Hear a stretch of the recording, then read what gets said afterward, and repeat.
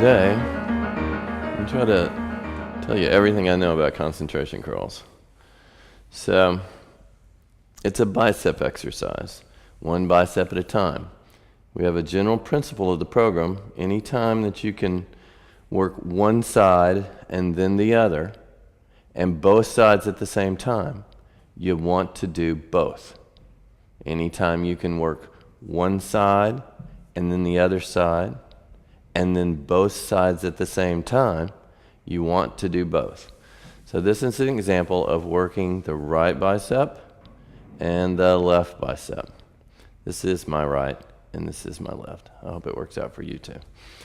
All right, so I'm going to warm up, and as you should always do, the greatest warm up is the first exercise of your workout. So it's the warm up for the whole workout. But then every exercise after that has its own warm-up. A warm-up has a basic definition, a general definition, and that is it is light or easy, slow, very intentional, and you try to do it very precisely and move forward so that your body gets used to doing it. It's actually your brain that we're trying to warm up the most. So think about that. Okay? So I'm going to get that dumbbell, and I'll tell you some other form-based things in just a second. Boom. And boom. And boom. I am trying to connect in terms of feel. I am trying to connect with what that bicep's doing. Boom, boom, boom. Boom, boom, boom. Do some on the other side. Doesn't matter what size dumbbell you use. This is a 10-pound dumbbell. The whole purpose of this is it's the only way to exercise muscle. And muscle is what we're mostly made of. Most of our tissue is muscle. All of our metabolism is in muscle. I hope you've heard about the mitochondria. That's a famous little organelle inside each muscle cell. This is the only way to maintain every aspect of the muscle cell. So if you want healthy muscle, if you don't have healthy muscle, you're not healthy. But if you want to be healthy, you have to have healthy muscle, and you have to do individual muscle exercises. This is one for the bicep. Okay, I'm going to try to do my next set with the 15. Before I go, I'm going to tell you some alignment things. I've watched people do this my entire adult life. And for whatever reason, this one seems to be a little bit difficult for people to get right away. But there's some basic geometric things that you want to do. This thigh, I want to put my elbow to where it doesn't poke into my muscle to the side of my thigh. So I've got to put it just a little bit lower. So this functions as a wall. So it's like leaning against the wall and doing an exercise. So the back of my arm is butted up against that wall, but I don't want to push into my leg with the point of my elbow. So you just go there every single time, and pretty soon your brain will only do it that way. That's the way with all details. That's why they're important. And then the other thing is, if you can imagine that elbow as a pointer, it should come to where the forearm is perpendicular to the thigh. There's a long bone in the thigh, that's the femur, and then there's two long bones in the forearm.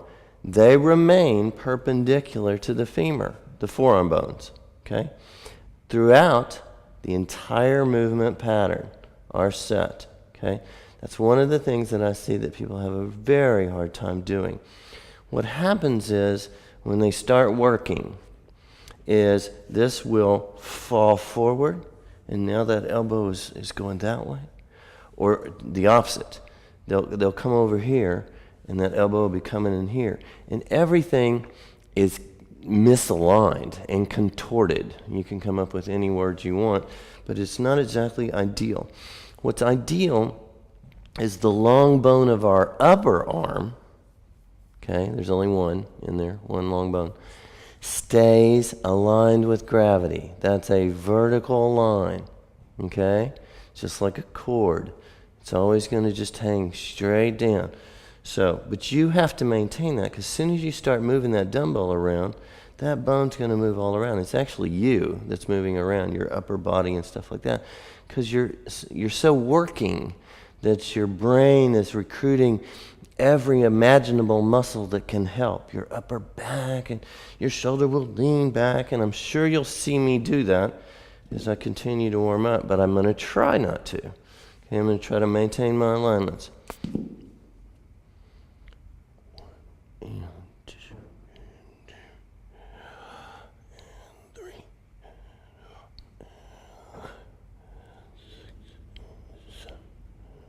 That felt really good. Put that butt of the elbow slightly below that thigh. Keep my shoulder right over the elbow. Okay.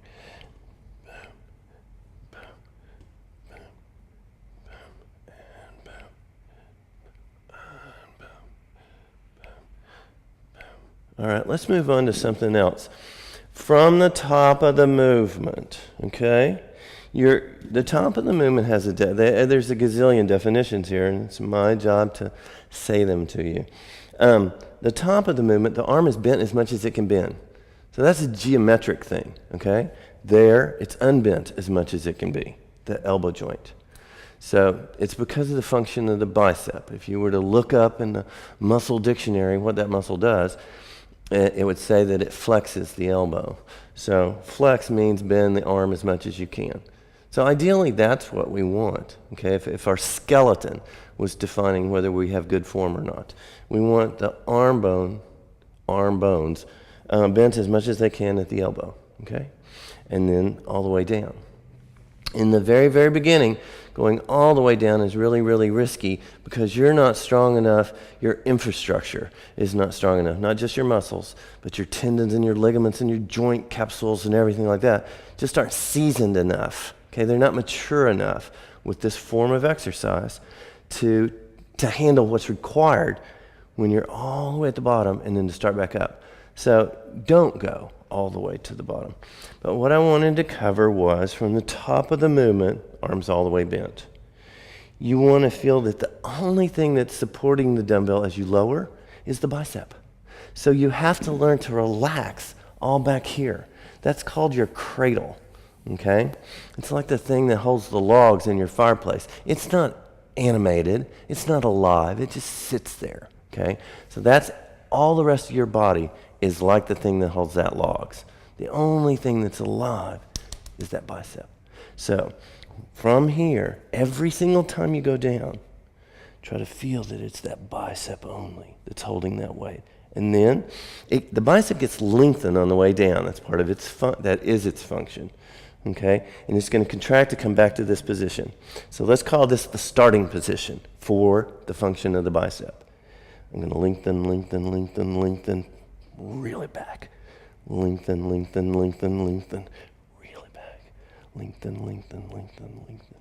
really back. Now me, I have better connectivity with my left side than my right side. That's not unusual. Okay? I just know. You need to know too. The better you know how well you're connected from side to side, or the differences between your two sides, or this muscle or this muscle, the better you'll train yourself, the better you'll exercise. So you want to regularly review that. You do that only with consistent exercise. You do the same exercises month after month and year after year. There's not an infinite number of exercises for your muscles. They're all good, by the way. All strength exercises are good. I am going to really work to feel this one on that lengthening. Lengthen. Shorten, lengthen. Shorten, lengthen. Shorten, lengthen. The little stuff I'm doing with my hand, that's just stylistic, okay? It allows me it's saying to my brain, I'm not using my hand, okay? I'm not using my grip to bring that dumbbell up. It's not about my hand. It's not about the dumbbell. It's about that bicep, all right? I'm going back to my good side. So you can admit that you have a good side or a bad side. You tell your side that doesn't work as well, to take a lesson from the good side, because it's always there while you're doing your good side. It's just paying attention. It's like two students. You love them both. It's your job to teach them. Okay, here we go. See, I didn't go all the way to straight arm, all right, because that kind of moved everything. So, I mean, that'll always be there. You can always go to straight arm, particularly the way gravity's acting upon that dumbbell. So you can at any time do that, but it's kind of safer to go with a cock. All right, here we go, and boom, and boom, boom. Bicep only. Put that finger right there and feel and squeeze, and squeeze, and squeeze. All righty? You got to open your legs up. A lot of people, this is in the way, okay? So that's a matter of hip joint function that you can do that.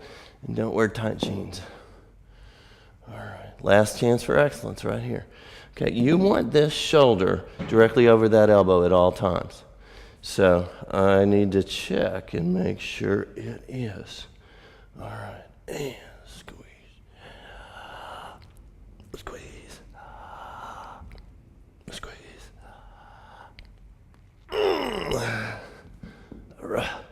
Okay?